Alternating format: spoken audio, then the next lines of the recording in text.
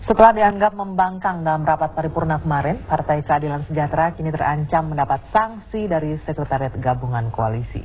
Sanksi apa kira-kira yang akan diterima oleh PKS? Lalu bagaimana sikap yang akan diambil PKS selanjutnya? Kita akan berbincang dengan Ketua DPP Partai Demokrat, ada Sutan Batugana. Selamat sore, Assalamualaikum Bang Sutan. Selamat sore Bang Sutan.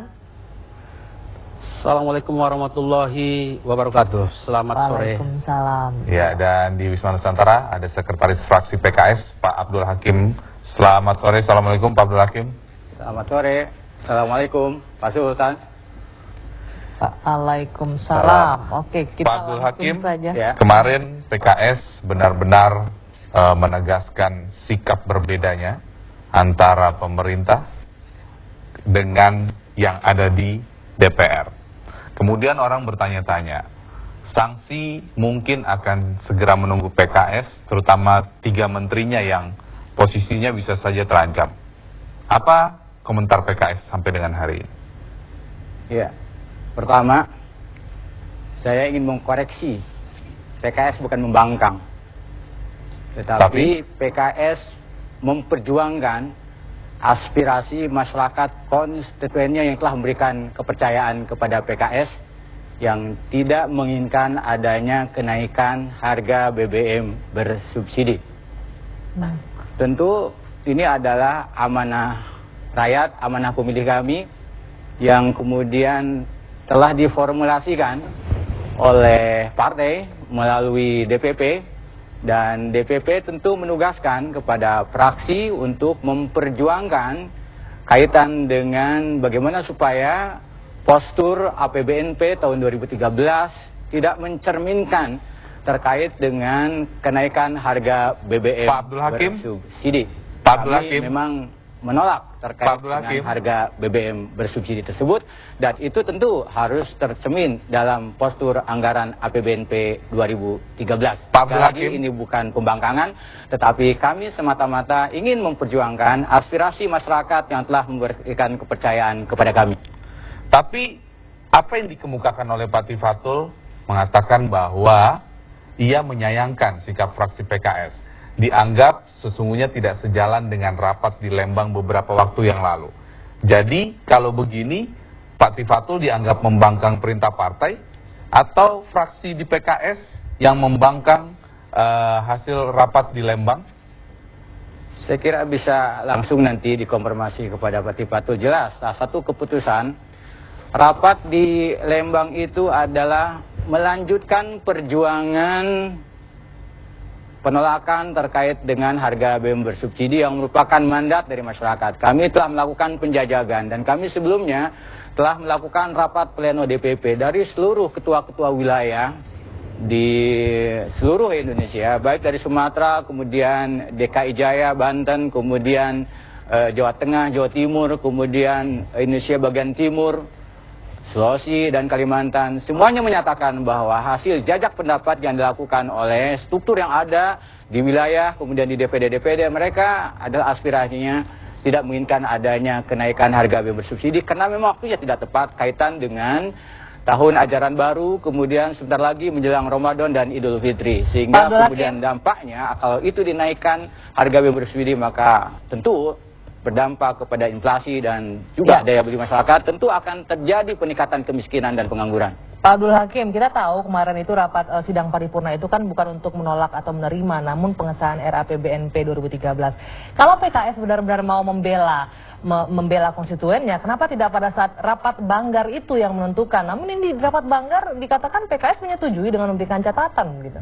Pada saat rapat pembahasan tingkat 1, PKS sudah memberikan usulan alternatif postur. Di postur anggaran itu kan ada beberapa hal ya, terkait persoalan inflasi, terkait dengan pertumbuhan ekonomi, terkait dengan besaran subsidi, terkait dengan kemudian lifting, kemudian terkait dengan asumsi makro secara keseluruhan. Yang ini kemudian tentu didasari oleh asumsi dasarnya. Kalau asumsi dasarnya tidak ada kenaikan BBM, berbeda posturnya dengan asumsi dasarnya terjadi kenaikan harga BBM. Dan kami sudah menyampaikan itu semuanya dalam proses-proses pembahasan pada tingkat 1. Apa yang mau dikatakan PKS terkait perbedaan suara dan pendapat antara menteri-menterinya di kabinet dengan rekan-rekan yang lain yang ada di DPR?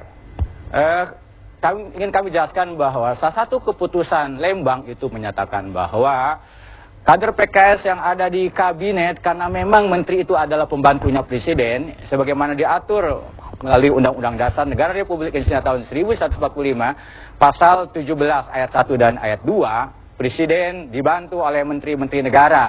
Menteri-menteri negara itu diangkat dan diberhentikan oleh presiden. Maka keputusannya adalah silakan para menteri bekerja secara profesional untuk memberikan dukungan-dukungan terkait dengan kebijakan presiden dan pemerintah. Ya, Bang Sultan, ini tadi PKS sudah mengatakan bahwa menteri-menterinya di kabinet itu bertugas membantu, diberikanlah, diwakafkan istilahnya, itu sudah banyak juga kan pernyataannya, diwakafkan menterinya ini statusnya kepada presiden. Artinya Pak Abdul Hakim dan juga Bang Sultan nanti nggak masalah dong ya kalau suatu saat presiden mendepak atau memberhentikan menterinya PKS begitu saja dari kabinet.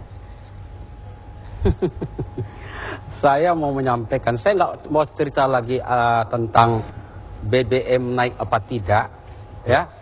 Itu sudah domainnya pemerintah. Dan ini sudah disetujui oleh paripurna yang lalu, termasuk PKS ada di dalam. Jadi kalau dikatakan mereka menolak sekarang, mereka mengingkari apa yang mereka lakukan sendiri. Itu yang pertama. Yang kedua, tentang menteri yang diwakafkan, saya kira Presiden Republik Indonesia yang namanya PSB itu tidak menerima wakaf menteri-menteri yang begitu itu. Karena banyak stok kok yang demikian. Yang saya ketahui adalah ketika dibuat setgap, dibuat koalisi, bahwa masing-masing partai mengirim representasinya membantu presiden, itu namanya menteri.